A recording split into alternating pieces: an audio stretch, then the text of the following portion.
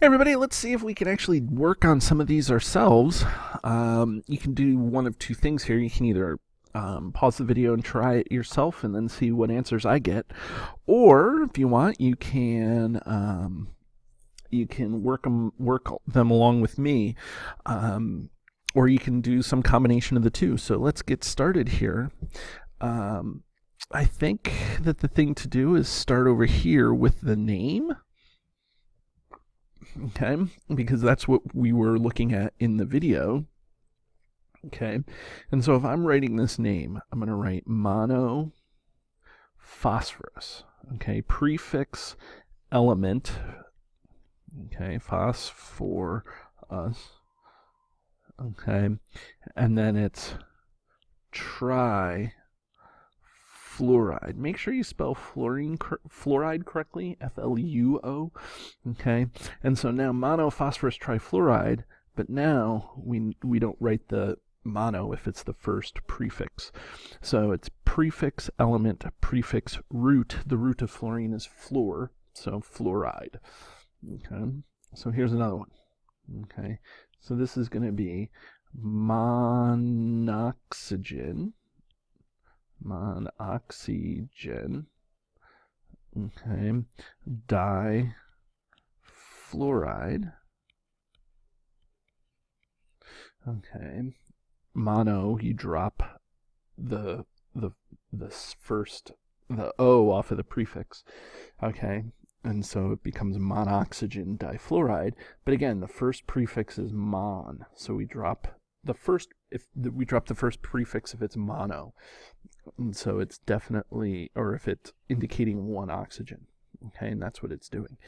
Okay, so now for xenon here, for this compound, okay, I'm gonna assume now that since we've seen two of these, we can kind of skip over that.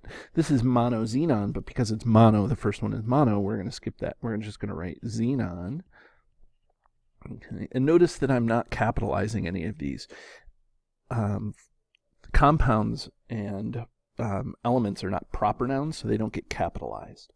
Okay, so this is xenon, and then tri, T-R-I, and because that's tri, we don't drop the I. Okay, so this becomes xenon trioxide. Okay, and then carbon, it would be mono, but we drop the mono. This is carbon, and then 4, tetra, chlor, the root of chlorine is chloride. And then this last one, okay, prefix element. Now the prefix here is something other than 1. So this is going to be tetra, that's 4, tetra phosphorus. Okay, and then dec, and because it's not di or tri and it's oxygen, we drop the A, so it's decoxide.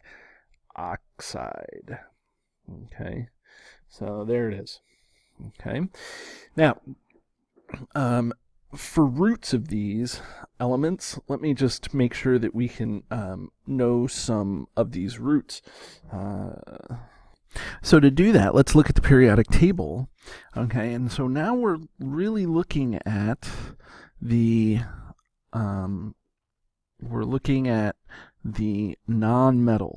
Okay, remember, covalent compounds are those between nonmetals. So, oh, I don't know why I drew that there. That's what happens when I get distracted. Okay, so let's see here. How about like that? Yes, that's much better. Okay, so if you have carbon second, it's going to be carbide. Nitrogen second, nitride. So it's carb, nitro, and then oxygen, we know is oxide. Ox is the root. Fluorine is fluoride. Okay. Phosphorus is phosph. Okay. It's not phosphor, it's just phosph. So when it's in a compound, it'll be phosphide. Sulfide. Okay. Chloride. Selenide. That's the one that's pronounced a little differently. So selenide, and then bromide, and then iodide. Okay. if for some reason you see astatine, AT, that's astatide. Okay, so those are the roots and the ide form of each of those elements. Carbide, nitride, oxide, fluoride, phosphide, sulfide, chloride, selenide, bromide, iodide, and maybe astatide, but probably never. Okay, so now let's go back to here, and now let's do some writing formulas. Okay, no prefix, so it must be 1. The element is carbon, that's C, and then O, oxide, di, that's 2. So the way I do this is I kind of go look at the behind and then go backwards. So sulfur, S, no prefix, there's no 1. So oxide, tri, that's 3. Okay, phosphorus, no prefix, so it's 1. And then oxide, and then pent is 5. And then nitrogen, and go backwards, it's 2. Oxygen, O, backwards, that's 4. Tetroxide. Okay, carbon, C, the prefix, no prefix, so it's 1. Oxide, mono, mon is 1, so there it is.